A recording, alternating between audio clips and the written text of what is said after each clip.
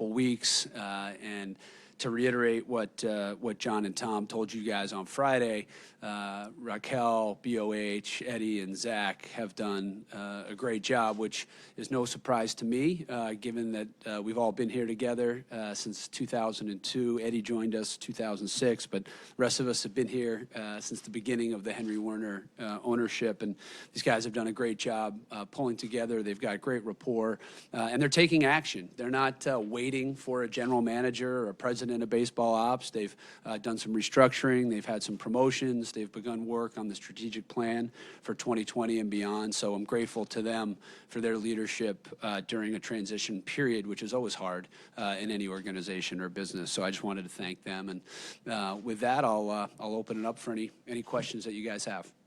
Great, thank you, Sam. A reminder, mics are on the right and left. If you have questions, raise your hand, please. Start with Sean, right on the right. Sam, will you be in charge of essentially conducting the GM/president of baseball ops search? How quickly will that start? What can you tell us about the process? Have you reached out to teams for permission? Just a general overlook. Yes, CEO of the organization, I'll be in charge of, I would say, the day-to-day of the search. Ultimately, John, Tom, and I are engaged in a search, and we'll work together on it in the coming days and weeks ahead. And where we are is early days. We've had an opportunity to do a lot of due diligence. We made the decision to move away from Dave early, as you know, earlier in September, which we thought was the right thing for Dave once we'd made that decision, but also the right thing for the Red Sox. Gave us an opportunity to get a head start on the thinking and the research that we wanted to conduct, and helped us establish clear-cut roles and responsibilities for the current leaders of the baseball ops team. So, yeah, we're engaged, and it is still early days, but the search is underway. Hey, Sam. The Rays, Yankees, Astros, and Dodgers arguably have the four most robust analytics departments in all of baseball. And all four of those teams are going to the postseason. Two are in your division. Is this an area that you feel your team needs to grow and improve? And related to that, is there an expectation that the new general manager strongly emphasizes analytics? Yeah, well, first of all, the teams that you mentioned have done a great job, and we congratulate them on qualifying for postseason play. But I will remind you that may not feel like it at this very moment, but we are the reigning World Series champions, and our analytics group is incredibly strong. Zach Scott has been a colleague of mine for nearly 18 years, one of the brightest and best analytical minds in all of baseball, has built out a great department. Can we improve in that area? Yes, we can improve in every area of our operation. And to your second question, will that be part of the new general manager or president of baseball ops, whatever the structure may ultimately look like? Yes, analytics are a hugely important part of the Red Sox baseball operation and our business operation, frankly.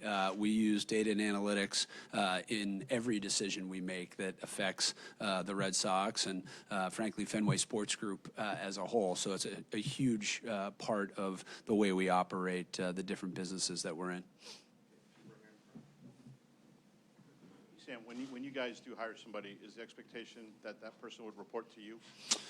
I think the best structure for a sports organization is to ensure that the president, CEO has a seat at the table, has a voice in baseball operations or hockey operations or football operations, and can work collaboratively with the general manager or president of baseball ops. That's the way it's worked here since 2002. Theo and Larry worked closely together. Ben and Larry worked closely together. Dave and I work closely together. But I don't think it's appropriate for a president or CEO to make player personnel or evaluation or judgments. But I have a very important voice in baseball operations because I'm accountable for the operations of the club. And there's a lot of financial decisions that go into the construction and operation of a baseball department. So we work very, very closely together. I'm a member of the ownership group, and so John, Tom, and I ultimately empower the general manager to make those decisions. So I see my role continuing as it has been over the last 4 years since I've been in the president and now CEO role. Okay, so will that person report to you? They'll likely report directly to ownership, to John and Tom, and so I see it as a partnership. But we'll see how that plays out in terms of the structure. We're going into this with a very open mind in terms of how the role may be defined and what the ultimate final structure may be.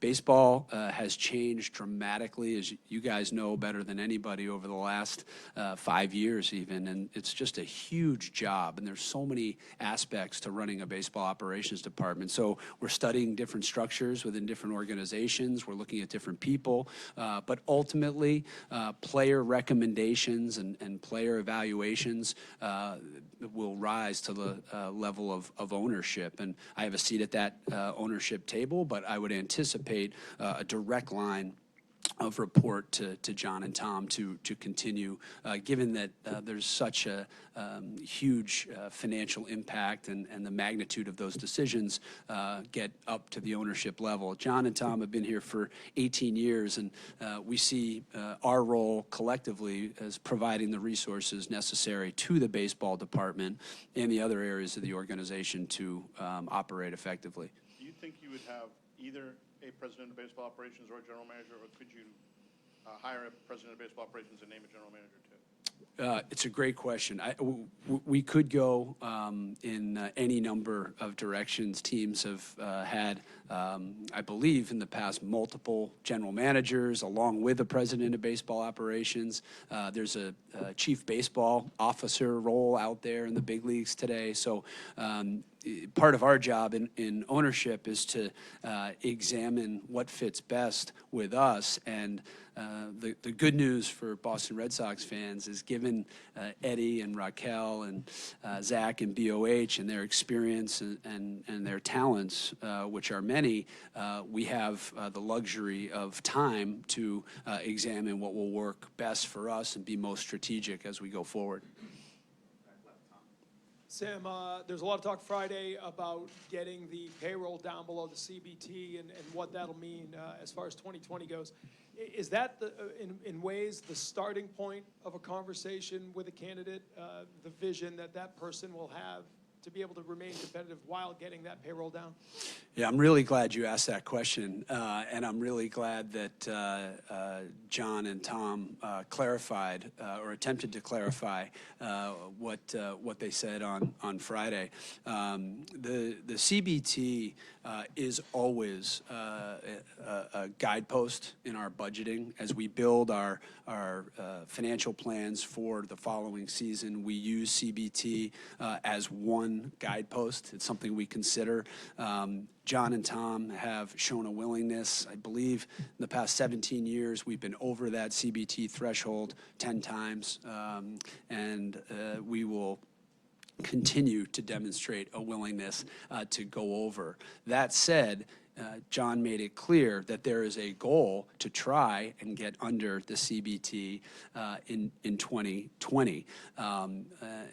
But he also said, and Tom followed up and clarified, that is a goal but not a mandate. So we, in fact, spent some time over the weekend talking as a group with the baseball ops transition team about different scenarios where you could see the possibility, if there are strategic decisions that would cause us to go over, that could be a possibility. We could be under. There are lots of decisions, as you guys know, facing the Red Sox this offseason. So it is a goal, but it is not a hard and fast mandate. Alex said yesterday you guys had all been talking about coaching staff and their roles and whether or not everyone would be returning. Have you made any No final decisions on coaching staff. Those will be discussed by the baseball operations group and Alex in the coming days. Hi, Sam. You had the highest payroll in baseball this year. You didn't make the playoffs. It's a goal, to use your word, to reduce payroll in 2020. How does all that correlate with ticket prices for next season? It's a good question. We've taken a pretty consistent approach to ticket pricing the last 4 or 5 years, low single-digit sort of cost of living, inflationary increases. We haven't made a decision this year for 2020, but I would anticipate another modest increase. We talked to JD Martinez about his opt-out yesterday, and obviously that's kind of a big storyline in the next few weeks. Do you guys have any feel on which way he's leaning? You know, I don't. I gave JD a big hug yesterday after the game. Thanked him for another great year. It's a long grind, and while we were all disappointed, it was nice to have the opportunity to see him post game.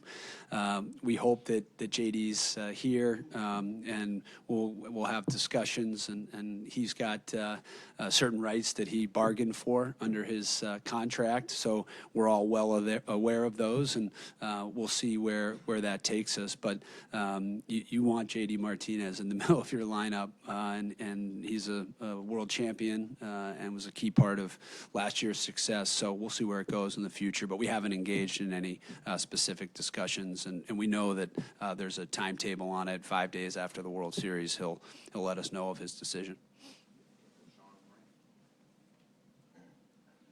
Have you compiled in your early stages of due diligence, have you compiled a list of potential candidates?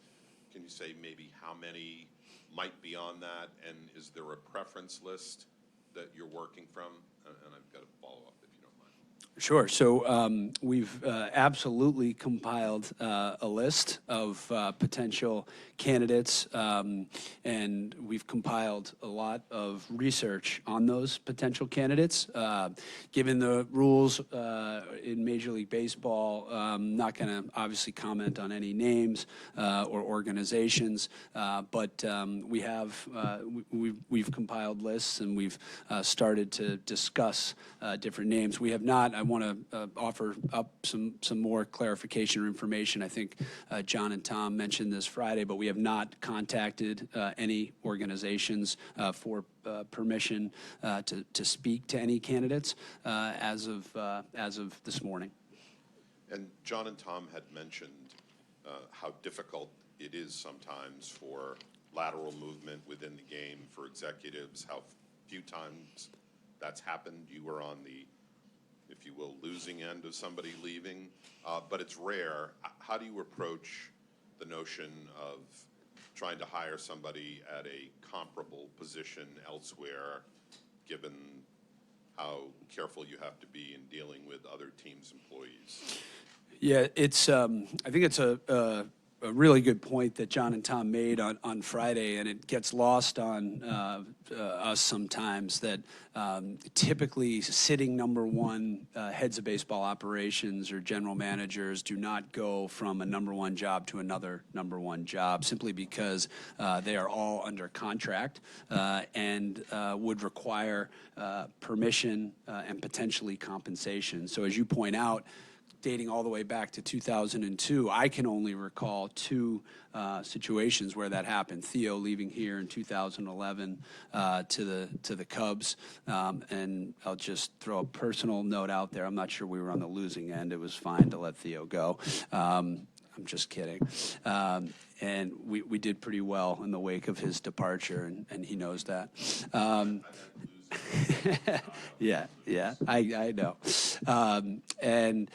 And then the other example is Andrew Friedman going from the Rays out to the Dodgers. Typically what you see in baseball and probably in other sports is a number two from another organization coming in or a number two from your own organization coming in. We had a very clear and defined succession plan here. Been here 18 years. Larry Lucchino was our CEO for many, many years, and we had a succession plan where I was fortunate enough to take over for him. We've had a lot of success with succession internally. If you think about Theo was here internally, was director of baseball ops, became general manager. Ben was here as an assistant general manager, became the #1. So 2 examples where you had internal promotions that led to a period of success, including World Series championships. We've also had success going outside the organization. We went outside the organization to bring in Dave Dombrowski. We won 3 divisions. We won a World Series title. So that's why we're taking so much time and hopefully being strategic and thoughtful about what the right answer is now as we go forward. Hi, Sam. Hey, Alex. 2 questions.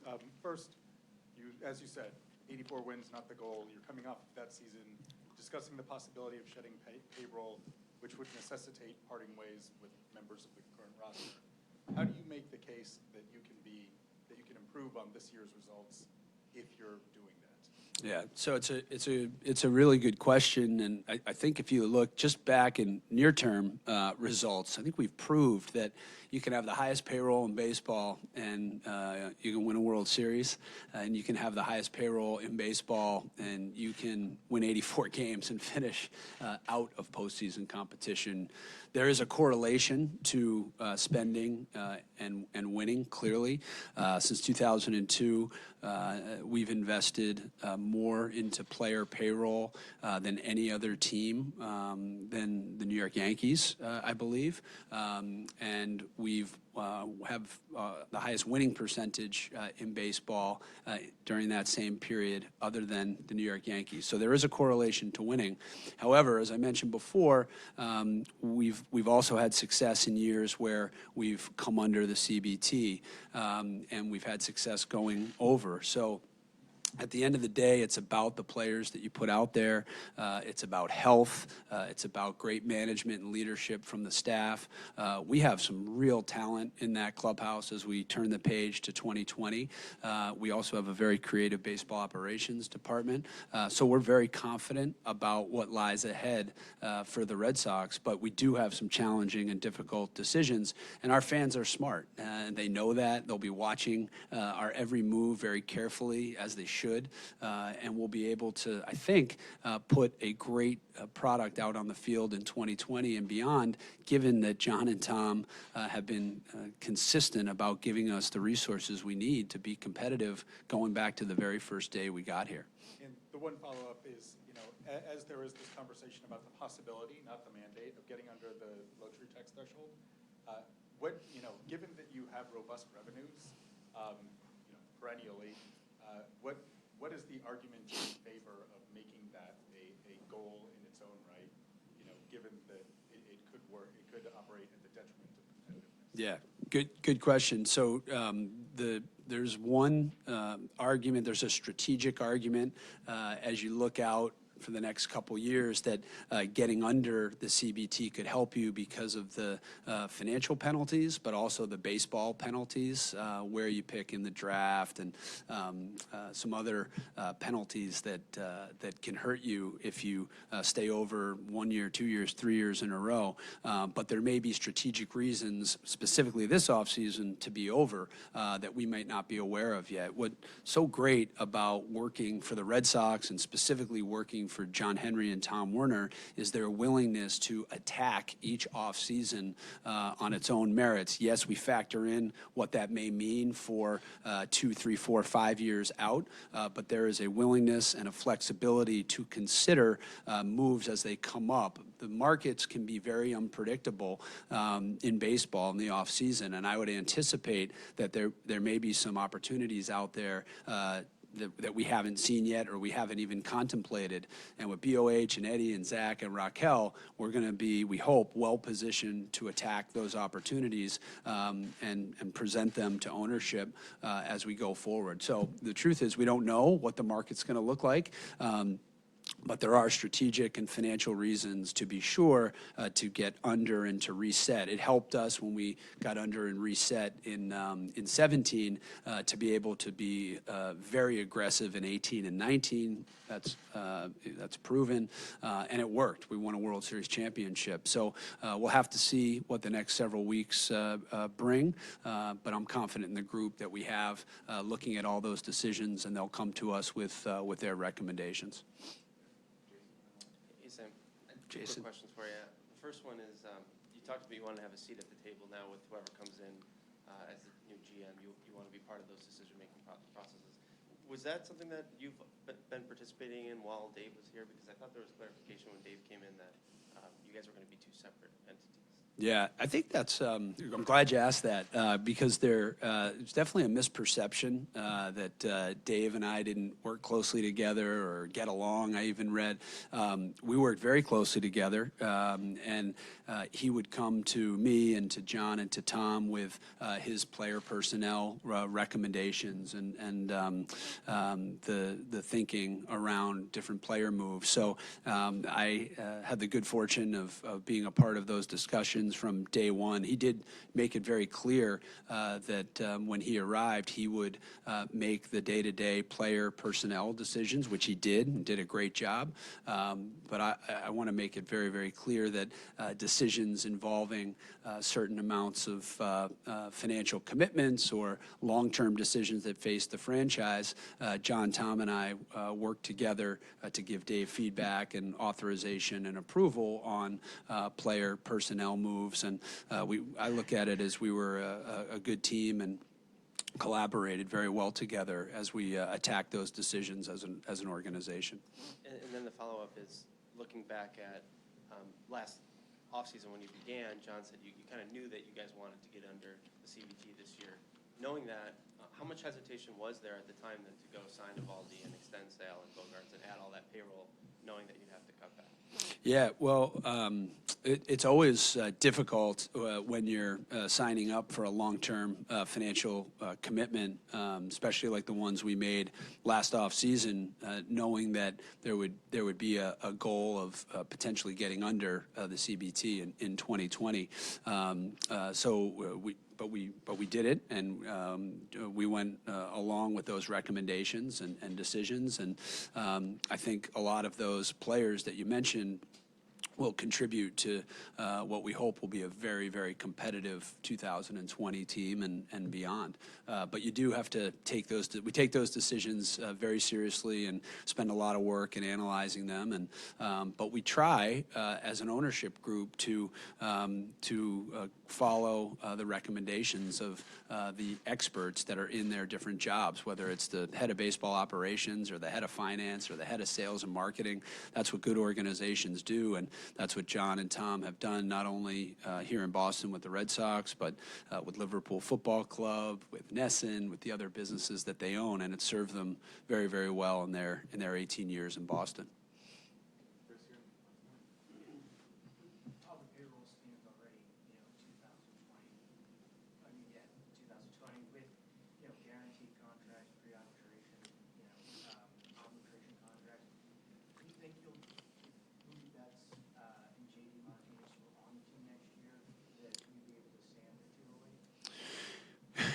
Yes, there's a way. There is a way, but obviously it will be difficult given the nature of the agreements and the contracts that we have in place. So, look, we have a very targeted and strategic plan that we're building right now.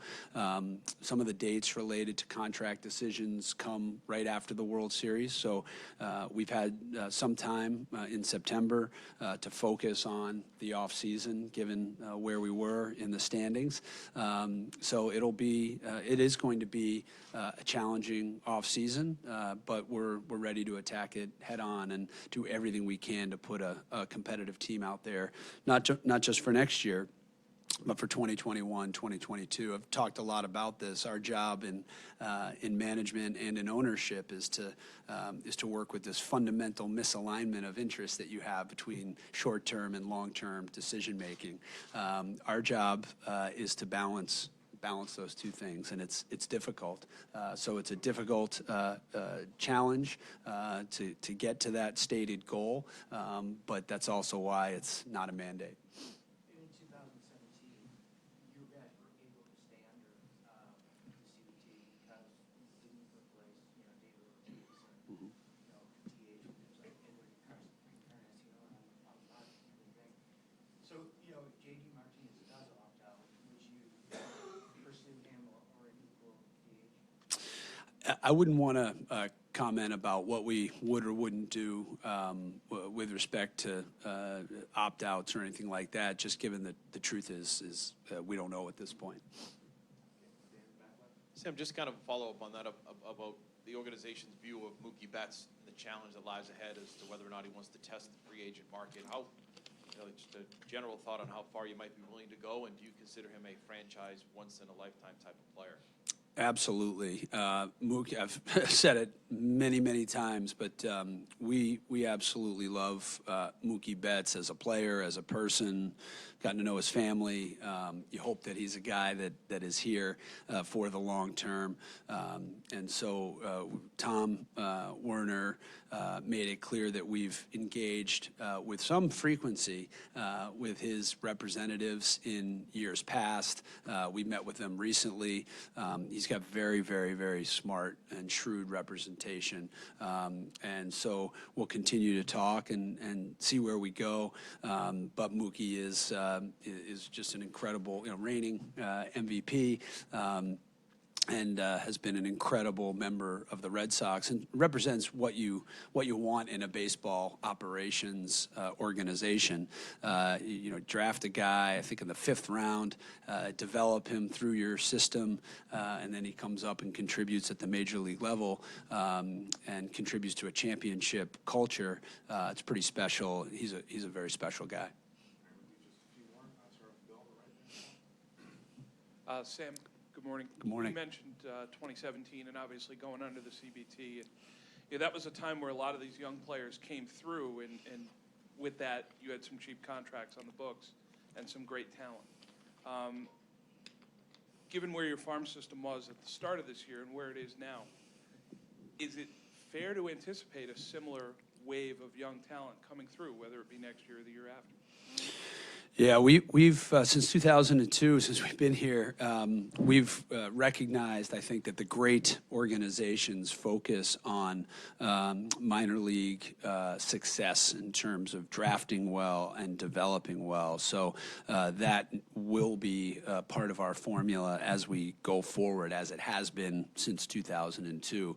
And you're going to have periods in your organization's history where the farm system may have a much higher ranking according to Baseball America or other resources out there, and you'll have periods where it's down, and you have to make here lies the short-term, long-term issue.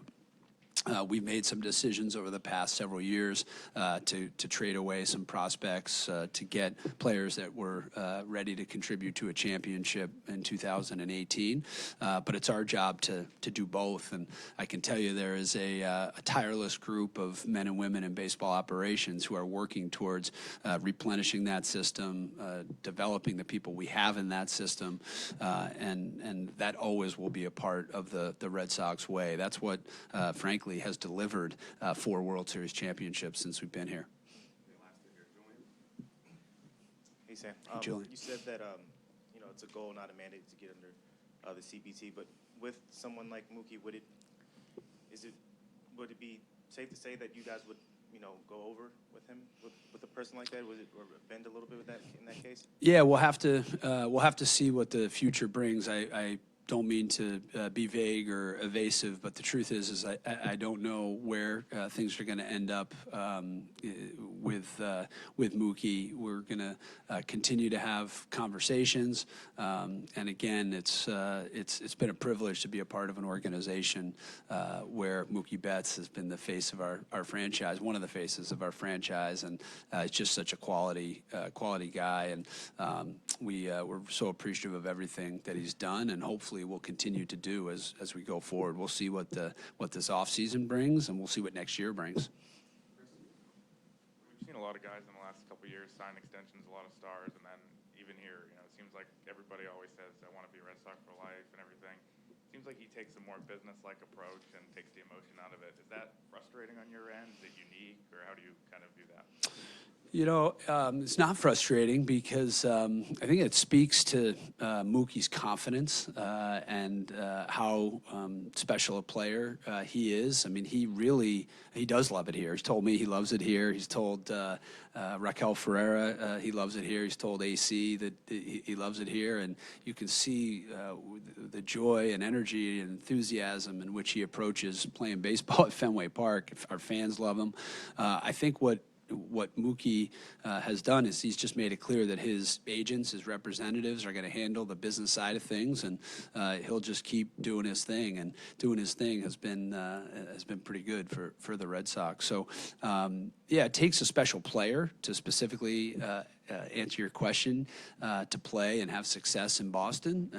And Mookie has been that special player, and he's had success in Boston, and we're grateful for it.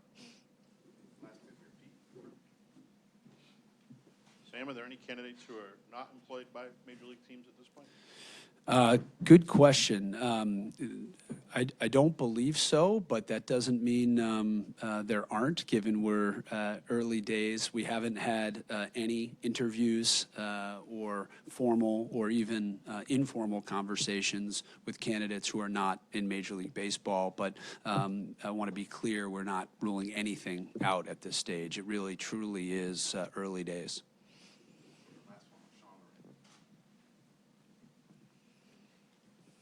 Given the stated goal to try to get under the CBT and some of the long-term commitments you have and possible big increases either through arbitration or potential free agents, have you discussed the possibility of moving some of the contracts and taking some of the money back to make those trades more palatable and reduce your payroll to give you freedom to do other things?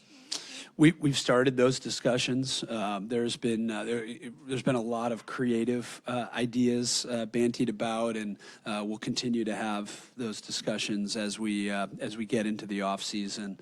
There is no lack of creativity within that baseball operations group, and there is enthusiasm and energy to attack the off season, is the way I would put it. We've all been here a long time, everyone I've mentioned in the baseball operations group, and so the only positive about knowing that you're not going to be playing in the postseason is it does give you a head start on the off-season planning. And Eddie and BOH and Alex and I were talking after the game yesterday in Alex's office about some planning and strategy as we go forward here. It's hours after the last game, and we're now really turning the page to 2020. All right. Thanks, Sam. Thanks, everyone. Thanks, guys. Appreciate it. Thanks for everything this season. Give us a few minutes. We're going to turn over the table and everything. We'll be back with Eddie, Brian, and Alex Cora.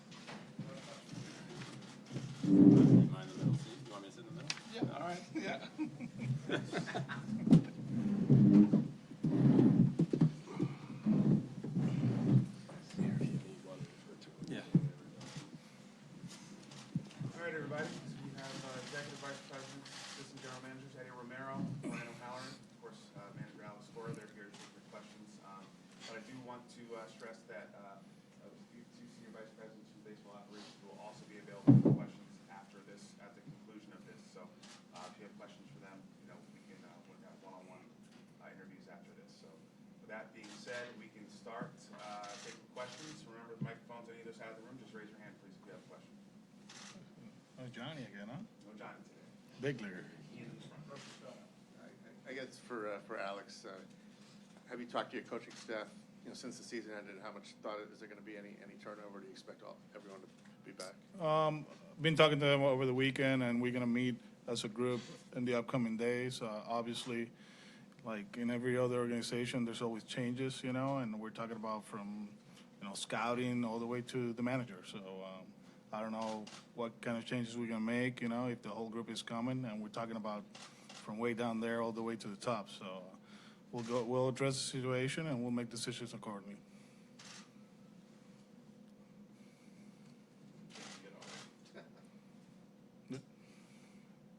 Okay, take care. Now you gotta say we're good. Boom.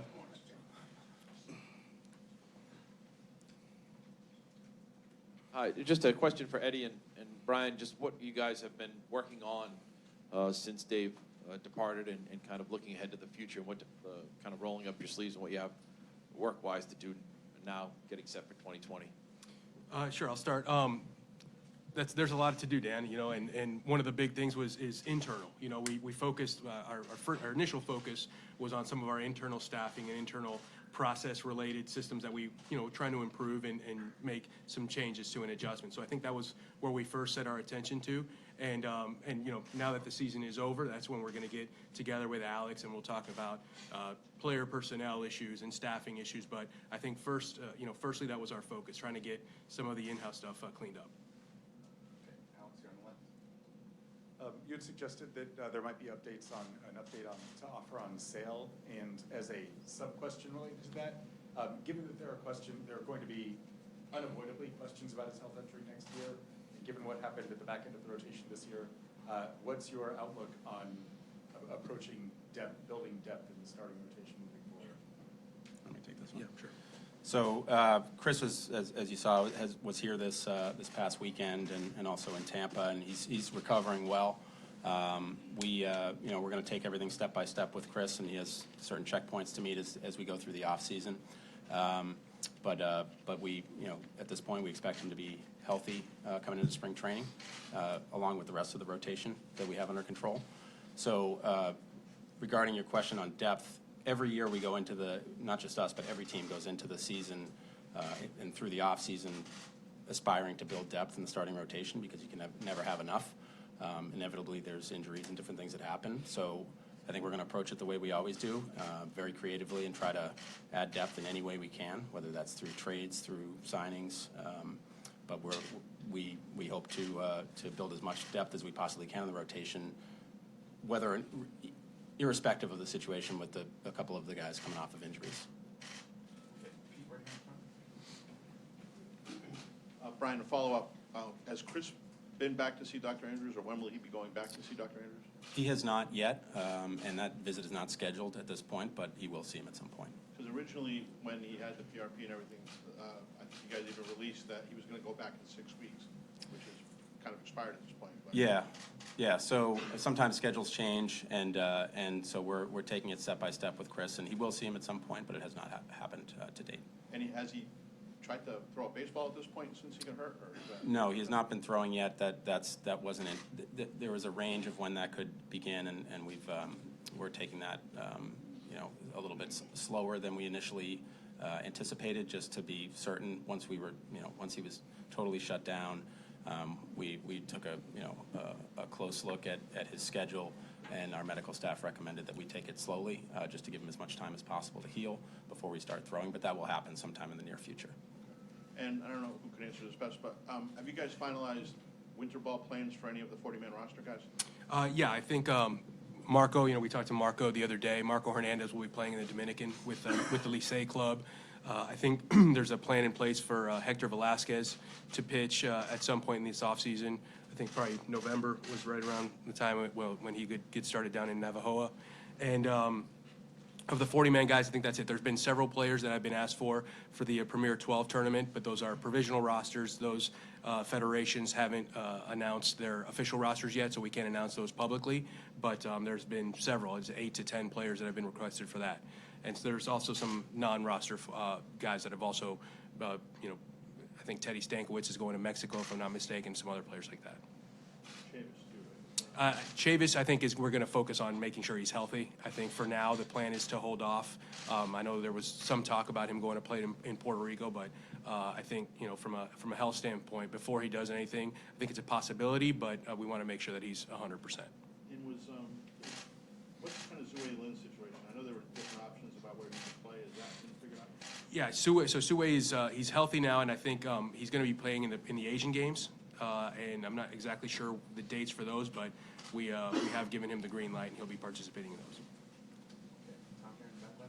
Guys, a lot of talk the last couple of days about J.D. Martinez, Mookie Betts, the opt-out, and obviously the last year of the contract. Sam was saying before, it's a goal to try to get under that CBT, but not a hard mandate. As you go into this offseason, you've both been doing this a long time. How difficult is it to try to look at pieces that may move, some you control, some you don't, while still putting a team that can contend in 2020? Yeah, I mean, it's a challenge. It's a challenge every year. There are 29 other teams that are, you know, trying to win a championship as well. And the two players you mentioned are incredible players that we hope are on the 2020 team and beyond. But there are always challenges with you know, building a championship team, which we aspire to do every year, and doing that efficiently. So we'll be as creative as we possibly can in finding ways to do that, as John and Tom and Sam have noted, and you just noted in your question, that it's a goal, not a mandate. So, you know, we will, you know, in an ideal world, it would be great to reset at some point, and there are reasons that Sam went into for that. But ultimately, our goal is to build a championship caliber team, and we'll do whatever we have to do that. Eddie, maybe you can follow up, Eddie, that just, I think normally when we talk to you at the end of the season and you talk about the off season, there's sort of a clear, it seems like this year there are so many potential scenarios. Does that seem more than usual, that the number of different ways this could go? Well, I mean, when you're a creative and forward-thinking organization, you're always kind of moving in every offseason to see where you can take advantage and find, you know, good baseball trades. And I think this season is no other. You know, with this season, I think this offseason, I think we happen to have just some bigger names and some bigger contracts that we have to, you know, figure out. And there's a lot of pieces to the puzzle. But again, we're fully confident in this group of four here that we can make some of those creative deals and put the pieces together in the best way for us to be competitive in 2020. Yeah, for Eddie and Brian, I was just wondering, going back to the last offseason, John had said when you entered the offseason, you kind of knew that 2020 was going to be the target for when you would go under the CBT. Then you guys added a lot of payroll last offseason. How much hesitation was there to add all that payroll at the time, and did you kind of have a plan of how you were going to get out of it to get under before 2020? Yeah, so I wouldn't say looking to get out of it. I think you know, the players that we signed under Dave's leadership are great players, you know, very talented players. And, you know, we're glad to have Chris Sale, for example, on our team in 2020 and beyond. And same thing with Nady Eovaldi. Certainly making those commitments does make getting under the CBT threshold in 2020 more challenging. Again, going back to what John and Tom and Sam said, that is a goal, but not a mandate. So there are scenarios where we end up under. There are scenarios where we don't. Again, the goal is to build a championship caliber team, and those guys are going to help us to do that. Okay, Sean on the right.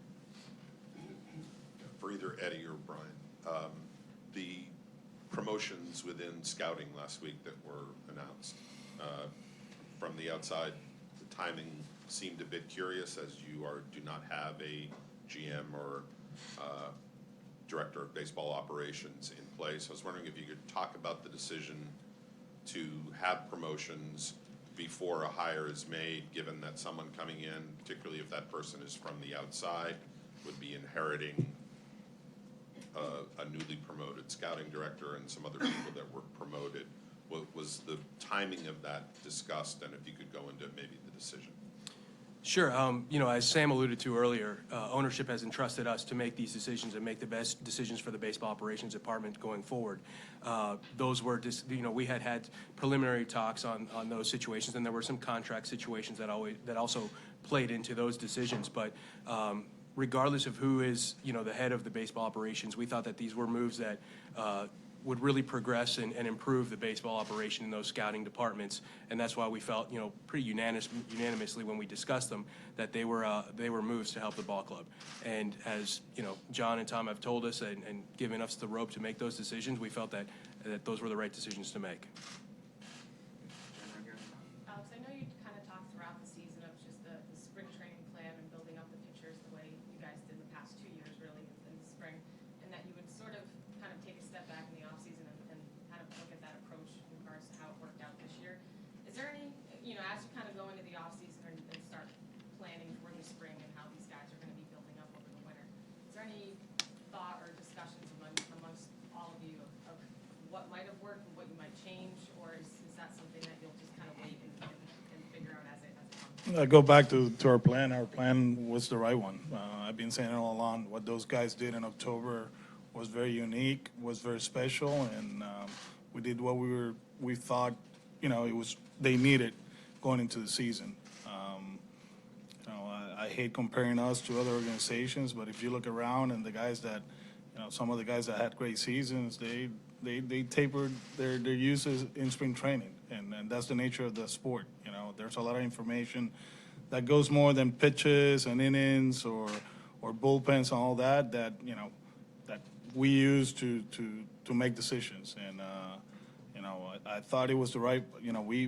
We thought it was the right plan. We felt very strongly about it. We did the same thing in 17. We were just short by 2 or 3 innings compared to this year. So we'll do the same thing. Obviously, we got a month, but then we got certain situations that came up through the season with Nate and with Chris and with David. So Brad and the medical staff will put a plan together, and we'll use it the way we feel that it's going to work next year.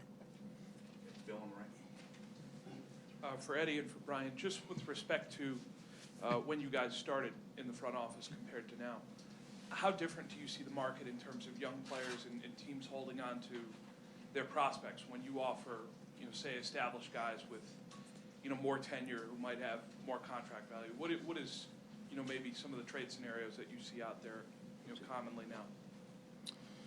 Yeah, there have been a lot of changes since I started here in 2002, and Eddie in 2006, and our other compatriots over here have been here a long time as well. There have been a lot of changes in baseball in terms of lots of different things. The addition of all kinds of data that we now have to analyze. The staffs have gotten bigger, but as it relates to players, certainly, we all see the trends in free agency. That's been a topic that's been discussed, throughout the baseball world for several years. Teams do highly value their prospects. There are times when it makes sense to pull the trigger and sort of trade young players for established players if it makes sense for your team at that time. We've done that at times. We've gone the other direction at times. So that's definitely a trend, and our job is to sort of adapt to the trends and the changing landscape and make the best, most creative decisions for the club that puts us in the best position to win a championship. Alex, those extra games you play in October, a whole month, it's so stressful to the body and mind, plus you traveled cross country. How do you think, we haven't seen a team repeat since 2000, how do you think that affected this year's ball? Honestly, it probably affected us, but it wasn't, a big deal. We just didn't play good baseball, that's it. We didn't pitch consistently, we didn't play defense the way we thought we were going to offensively. I know everybody talks about how great we were, but I felt like there were some stretches there that we didn't perform, and you look at our season, and there's a few things that we notice offensively that we have to get better. And 900 runs, I think we ended up scoring 900 runs. I talked about it yesterday. You compare it to last year, but last year in September we actually didn't put our best lineup all the time because we were taking care of guys because we knew we were going to October, and the goal was to win the World Series. We just need to get better. Obviously, the off season is different. It's short, and guys have to, first of all, reset right after the World Series, and then everything gets pushed back. But I guess I think every player will love that. The rest of their careers, have short off season. But I don't think one season has to do with the other one as far as like performance. You look at the Astros, what they've done the last few years. You look at the Kansas City Royals, they went to back-to-back World Series, what the Dodgers are doing right now. So, we just had a bad season. We're not going to make excuses. We got to get better in certain areas, and we will. Alex, you mentioned information a few minutes ago. How do you compare the quality and breadth of information, particularly from the analytics department, to what you had access to in Houston? They have their way, we have our way, and they won a World Series 2 years ago. We won a World Series last year. So, I think our department is one of the best, if not the best, as far as giving us information. Obviously, the managers are a little bit different. AJ uses the information the way he wants to use it. I use it here the way I want to use it. And I think both ways, the way we're doing things, it works. It just happened that this year we didn't make it to the playoffs. A question for Alex, but also for Brian and Eddie. Just in exit interviews and things like that, fans, and they hear anything about payroll, increase or decrease or trying to, get under attack, what have you, they get in a panic, especially if it's a payroll cut. Does any of that discussion come up at all with the players as far as what next year looks like for those guys and beyond? You guys, they were part of the exit interview, so they can answer that. No, there wasn't any mention of it. We split them up, and Alex sat in for all of them, and not once did that come up at all. It's not a worry for them. Just to follow that, what's your message basically then in those exit interviews? I think our message would have been consistent with what we've said here. Hey, it's a goal, not a mandate. We want to field the best team that we can in 2020, and we're confident that we can do that. So that's all that they need to worry about in that sense. And I think that the general message in those meetings was about conditioning in the off season and getting a head start and doing a great job to get ready for 2020, and just any other individual messages that we had for those particular players was mostly on based on conditioning and getting ready for 2020. I think it was Dr. Liebman who performed the surgery on Price. Just wanted to know what he told you about what do you expect from Price's offseason this year? Yeah, the surgery went well, and we fully expect David to be ready to go. Normal off season once he recovers from the surgery and ready to go in spring training.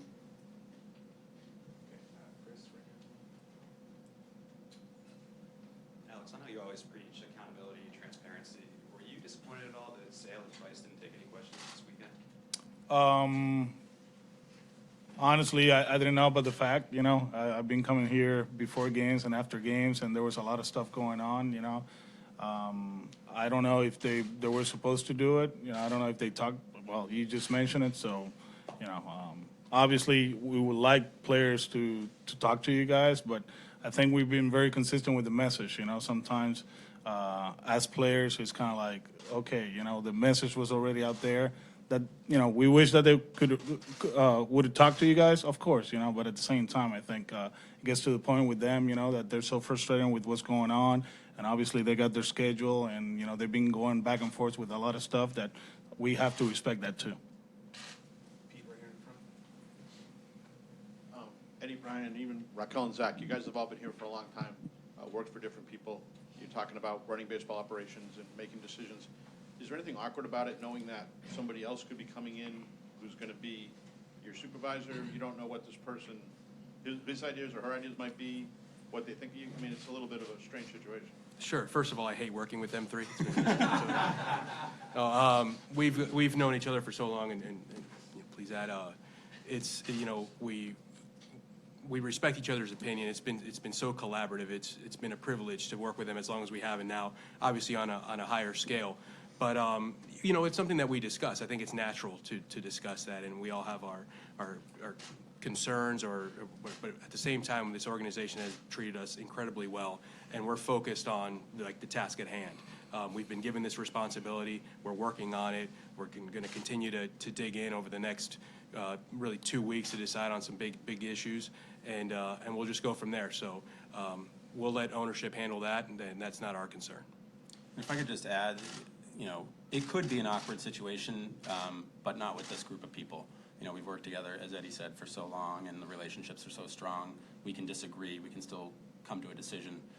So I could see it being awkward with, you pick random 4 people, that would be awkward, but it's not awkward with us. I guess meant more in the sense of you're doing all of these things, making these decisions, and yet, you don't know who's ultimately coming in, what they might think. There's sort of almost 2 separate paths here a little bit. Yeah, so the way I view that is ownership, as we've discussed, has been great with us in asking of us and really demanding of us that we make the decisions that need to be made for the betterment of the Boston Red Sox in this interim period, in this transitional period.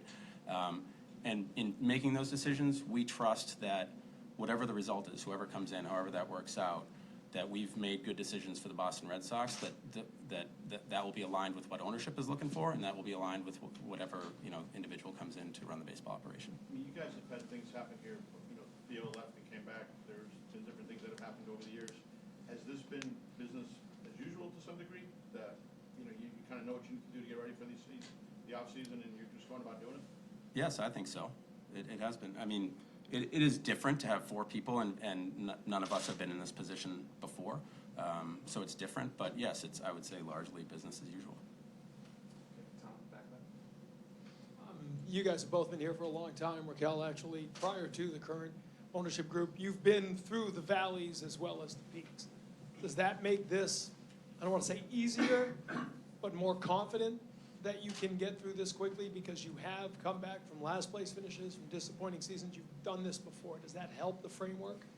Yeah, and I speak as the newest member of that group. I've been here the least amount of time, which is still 14 seasons. So in those 14 years, again, we've grown so much, since my joining the organization together, and it's been a pleasure working with them all along. So I think, it's always, you celebrate the wins and the successes even more when you struggle and do all that together, and you come out of those tough times together as well.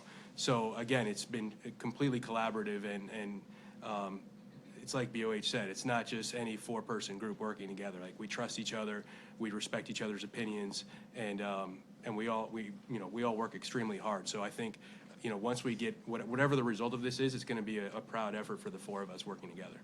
Brian, maybe you can, are there blueprints? I know every season is different, but you can look back on and say, hey, we went, from 2012 to 2013, this worked. We went from this year. Are there sort of blueprints you've used in the past as a group that you can sort of look at going through a challenging year like this?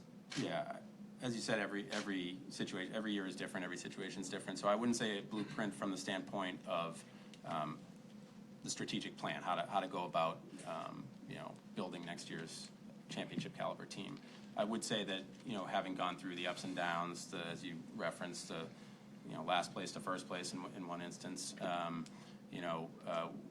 you see what happens around the league. Teams, you win 84 games. There's no reason why you can't go win 95 or 100 the next year with good decisions. So I do think that perhaps it gives us some more, even further confidence that this is a doable thing, that we can meet this challenge. Okay, Chris on the right. You guys obviously have a lot of free agents who've been key guys for a while, and some of them have expressed an interest to come back maybe on team-friendly deals. What is the level of interest in bringing back guys like Porcello and Brock and Mitch, and then have conversations started with those guys? Well, all those guys were obviously huge keys for us in their careers with us, and guys like Rick, and Mitch, those are foundation pieces in the locker room, and those guys we are so thankful for what they've done for us. I think those decisions are ones that we have to consider, and those are the ones that we're going to be meeting on in the next few days. So we haven't discussed those as yet, but we'll get to that in short order. Okay, if there are no further questions, to thank Eddie, Brian, and Alex, and also just remind everyone that they're available for one-on-ones, as are Zach Scott and Raquel Ferreira. Any questions you may have. Thank you. We're good? One-on-ones.